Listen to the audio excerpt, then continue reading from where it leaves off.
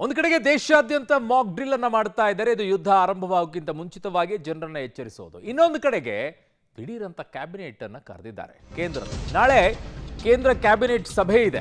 ಭಾರತ ಪಾಕ್ ನಡುವೆ ಯುದ್ಧದ ಕಾರ್ಮೋಡ ಇರುವಂತಹ ಸಂದರ್ಭದಲ್ಲೇ ಈಗ ದೇಶದಾದ್ಯಂತ ಮಾಕ್ ಡ್ರಿಲ್ ಅನ್ನ ಮಾಡಿಸ್ತಾ ಇದ್ದಾರೆ. ನಾಳೆ ಕೇಂದ್ರ ಕ್ಯಾಬಿನೆಟ್ ಮೀಟಿಂಗ್ ಅನ್ನ ಕೂಡ ಕರೆದಿದ್ದಾರೆ. ಇದು ಭಾರಿ ಕುತೂಹಲವನ್ನ ಕೆರಳಿಸ್ತಾ ಇದೆ. ಪ್ರಧಾನಿ ಮೋದಿ ನೇತೃತ್ವದಲ್ಲಿ ಸಚಿವ ಸಂಪುಟ ಸಭೆ ನಾಳೆ ನಡೆಯಲಿದೆ. ಯುದ್ಧ ಘೋಷಣೆಯ ಬಗ್ಗೆ ಒಪ್ಪಿಗೆಯನ್ನ ಪಡೆಯುವಂತಹ ಸಾಧ್ಯತೆ ಇದೆ.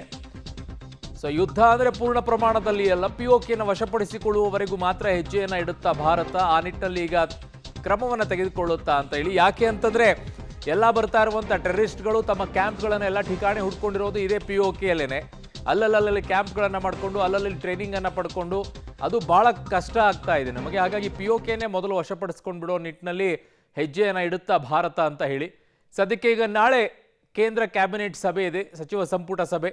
ಅಲ್ಲಿ ಮಹತ್ವದ ನಿರ್ಧಾರವನ್ನ ಕ್ಯಾಬಿನೆಟ್ ಮುಂದೆ ಇಡ್ತಾರ, ಸಂಪುಟದ ಮುಂದೆ ಅನುಮತಿಯನ್ನ ಪಡ್ಕೊಂಡು ಮುಂದೆ ಹೆಜ್ಜೆಯನ್ನ ಇಡ್ತಾರ. ನೋಡ್ಬೇಕು ಏನಾಗುತ್ತೆ ಅಂತ ಹೇಳಿ. ಸದ್ಯಕ್ಕಂತೂ ಪ್ರಧಾನಿ ಮೋದಿ ನೇತೃತ್ವದಲ್ಲಿ ಸಚಿವ ಸಂಪುಟ ಸಭೆ ನಾಳೆ ಕರೆಯಲಾಗಿದೆ. ನನ್ನ ಸಹೋದ್ಯೋಗಿ ಈಗ ದೆಹಲಿ ಪ್ರತಿನಿಧಿ ಶಬೀರ್ ನನ್ನ ಸಂಪರ್ಕಕ್ಕೆ ಸಿಗ್ತಾ ಇದ್ದಾರೆ. ಶಬೀರ್, ಏನ್ ಅಪ್ಡೇಟ್ಸ್ ಬರ್ತಾ ಇದೆ ನಾಳೆಯ ಸಂಪುಟ ಸಭೆಯ ಬಗ್ಗೆ? ಅರುಣ್, ನೋಡಿ, ಪ್ರತಿ ಬುಧವಾರ ಅಥವಾ ಗುರುವಾರ ಕೇಂದ್ರ ಸಚಿವ ಸಂಪುಟ ಸಭೆ ನಡೆಯುವಂತದ್ದು ವಾಡಿಕೆ. ಅದರಂತೆ ಈಗ ನಾಳೆ ಬೆಳಗ್ಗೆ 11 ಗಂಟೆಗೆ ಪ್ರಧಾನಿ ನರೇಂದ್ರ ಮೋದಿ ಅವರ ನೇತೃತ್ವದಲ್ಲಿ ಸಚಿವ ಸಂಪುಟ ಸಭೆಯನ್ನ ಕರೆದಿರುವಂತದ್ದು.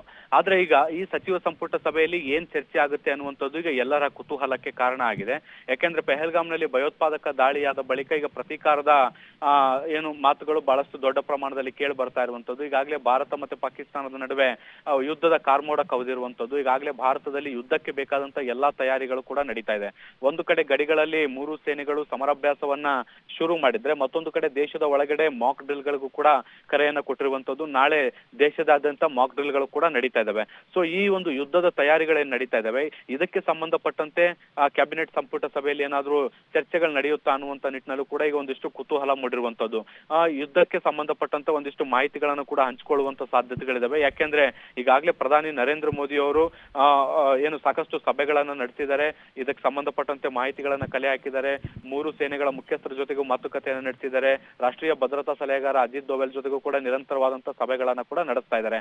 ಸೊ ಈ ಎಲ್ಲಾ ಸಭೆಗಳಿಂದ, ಶಿಫಾರಸುಗಳಿಂದ ಯುದ್ಧ ಅನಿವಾರ್ಯ ಅನ್ನುವಂತಹ ಏನಾದ್ರೂ ಸಲಹೆಗಳು ಬಂದಿದ್ರೆ ಅದನ್ನ ಭದ್ರತಾ ಸಂಪುಟ ಸಭೆಯಲ್ಲಿ ಇಟ್ಟು ಅದಕ್ಕೆ ಅನುಮೋದನೆಯನ್ನ ಪಡೆದುಕೊಳ್ಳುವಂತ ಸಾಧ್ಯತೆಗಳಿದಾವೆ.